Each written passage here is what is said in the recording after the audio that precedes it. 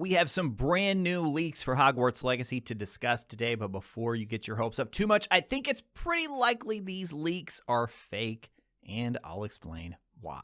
That being said, once we actually start to take a look at what's in the leaks, I do think some of them could actually happen, and we're starting right now.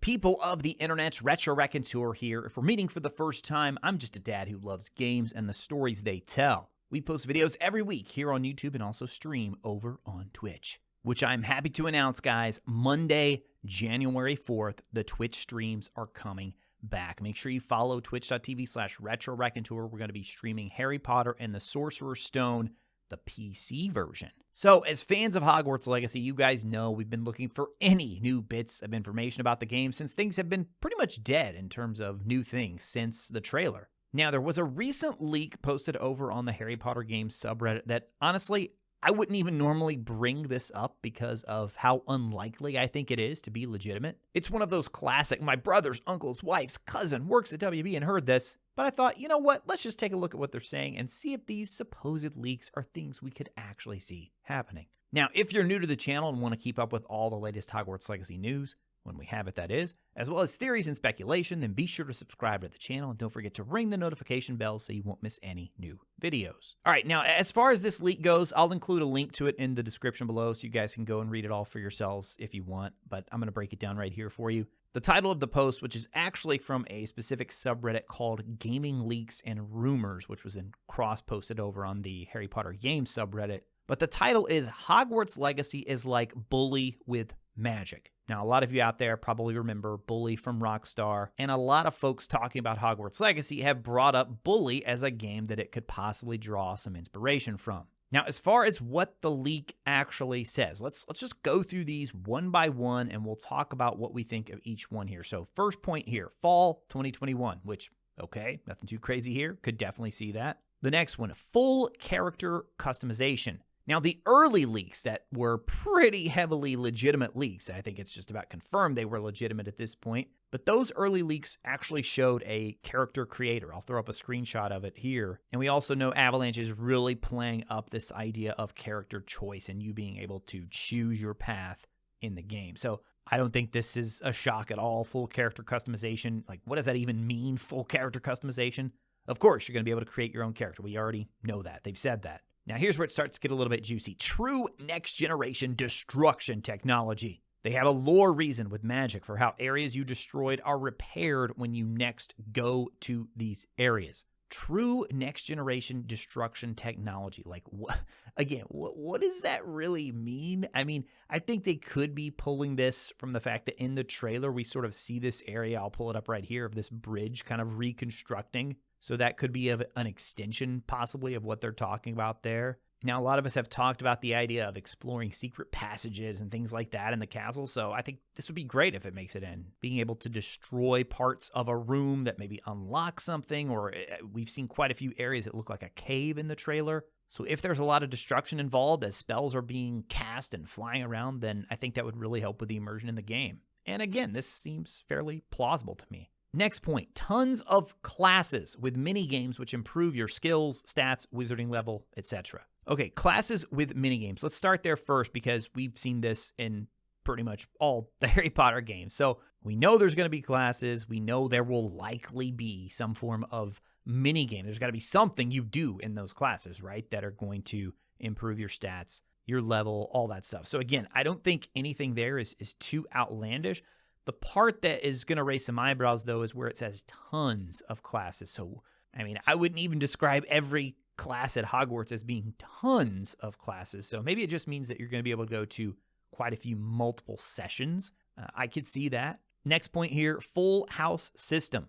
Depending on how you play, your house will be awarded, stricken of points. The end of the game will have a house winner scene, which is dependent on your house score. Now, we've talked a lot about this in our predictions and things we expect to see. I think it would be really strange if they did not have something like this in the game. The question for me, though, is how do you structure it in a way that feels authentic? You don't want it to feel like your house is always guaranteed to win. I think you should actually be able to lose if they put something like that in. Next point, young Dumbledore. And this one is what could ultimately prove or disprove the legitimacy of these leaks right here. There's some new information that's been brought to my attention from an official Hogwarts Legacy source that could possibly debunk the idea of young Dumbledore being in the game. That's going to be touched on in a separate video, because even though it does come from an official source, it's still kind of unclear to me if it actually confirms there is no young Dumbledore or not, but we are going to be talking about that later. As far as the trailer goes, we know it says late 1800s, so depending on how late we're talking, Dumbledore could in fact be in it and be at Hogwarts. Next point, social systems. You can interact with NPCs and, similar to Rockstar Bully, compliment, taunt them at your own discretion. Taunt someone too much and they will report you to a teacher. So get out of there or suffer losing house points. This one's kind of cool.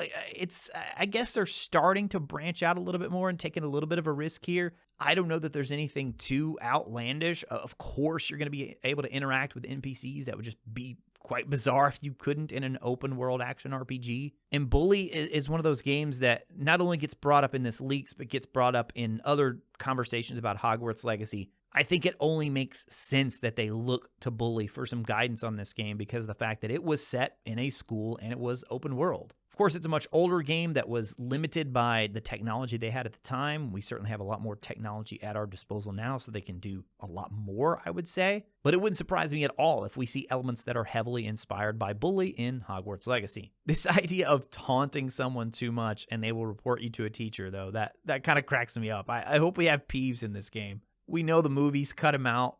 He was in the first video game, and then he just never appeared again. So if you've got taunting in this game, then Peeves needs to be there. Come on. The next piece they discuss here, story is very dark, comparable to the later HP movies, although it starts off somewhat colorful and happy, akin to Sorcerer's Stone and Chamber of Secrets, before going full-on Deathly Hallows by the climax of the narrative. Yeah, again, just like not a lot of meat here. I think this is... Comparing it to the later HP movies, that's not really going out on a limb, you know? I think that makes a lot of sense. It's a game being made set in this world where we know from those early leaks, we saw blood in the trailer when they were fighting against goblins. I mean, there was an axe that connected with a goblin, so I do think this is going to be a little bit more mature. I still think they're going to shoot for a teen rating, though. I know a lot of people are hoping they just go all out for that M and don't even care, but I definitely think they're still going to try and stay within the teen. But that being said, they can still make a very mature story. Next one, we'll interweave with Fantastic Beasts 3 somehow. Now, this one is one that feels a little bit off the wall for me. Now, I had actually tossed out the idea in one of my recent videos and said, maybe the reason we're not seeing a lot of marketing is because they're trying to adjust, given the fact that Fantastic Beasts 3 has been delayed. Now, this game is set to come out 2021, the same time when Fantastic Beasts 3 was originally set to come out 2021. So to me, it makes a lot of sense, and I think it's probably very possible that they had some sort of cross-promotion that they were going to do between the movie and the game. Now that the movie isn't going to come out, that obviously goes out the window. But given the difference of time periods here, I don't know how they would pull this off unless it's like some sort of piece of lore or a relic that we're going to find that will eventually surface in Fantastic Beasts 3. It could be something small like the fact that we learn about Bowtruckle Island through Newt in the movies, or something way more significant. Next one, you can visit all the popular locations from the books and movies, even completely new ones such as caves and tombs buried beneath Hogwarts. This one to me sounds like they're just taking the official word of Avalanche so far and then slightly adding a new bit from it. I mean, Avalanche has already said, we know Hogwarts is in, we know Hogsmeade is in, we know the Forbidden Forest is in, and they've even teased completely new locations. So we've seen caves and tombs in the trailer. That, again, not a surprise at all. But the fact that they're saying here you can visit all the popular locations from the books and movies, to me, that would be pretty vast. I mean, at that point, we're talking Godric's Hollow, we're talking Grimmauld Place, we're talking Ministry of Magic, we're talking St. Mungo's. And personally, I just don't think they're going to fit every single location in from the original series. I would be surprised, pleasantly surprised, but I would be surprised for sure. Next one, for me, is by far the most interesting one because it's really unclear what exactly they're talking about here. But it says, will feature a raid system. From everything we've been told about this game is a single-player game. We don't really have anything at all so far that hints that it could possibly be a multiplayer game. We know we're going to have companions. They've talked about that, but those seem to be NPC companions. So when I hear raid, of course, I'm thinking like World of Warcraft, Destiny, those types of raids here, and as anyone who has played those raids know, that it relies heavily on multiplayer, on co-op with your teammates. Now, personally, I would love this, but if it does feature this, this would have to be something completely separate from the main game, and these are usually high-level end-game activities. To me, of all the ones here, that one sounds the most implausible. I would be happy if they did it, but it just doesn't feel right for an action RPG with a single-player focus. It would be the one here that's kind of out of left field for me. And then the very last one here, you can ride vehicles and animals, tame animals even. We know that. This has already been confirmed that you can tame animals, you can ride animals. I don't know what they mean by vehicles, maybe brooms, maybe carriages. We see in the opening of the trailer, you come in on a carriage. We see the player with a broom. And then they add one more point that says marketing should pick up very soon if it really does plan to release in fall 2021. I'd expect some gameplay in the next few months. Okay, so I think it's important to distinguish the difference between the legitimacy of the leaks in terms of are they actually coming from a valid source versus are the points being made in the leaks actually possible. On the first point there, I think it's highly unlikely these are coming from a valid source. I mean, at the start of the leak, it says exactly this. I'll just quote it here word for word for you. Quote, basically, outside QA has started taking place on Hogwarts Legacy. My cousin's friend, who is an engineer on their tools team, has confirmed this indirectly. So I think this is someone just messing around, probably a kid. My cousin's friend, who is an engineer on their tools team, has confirmed this indirectly. Anyone who's ever worked in journalism or studied journalism would know immediately that this is far from confirmation. So that's one side of this leak here. I don't think you should take it as 100% fact.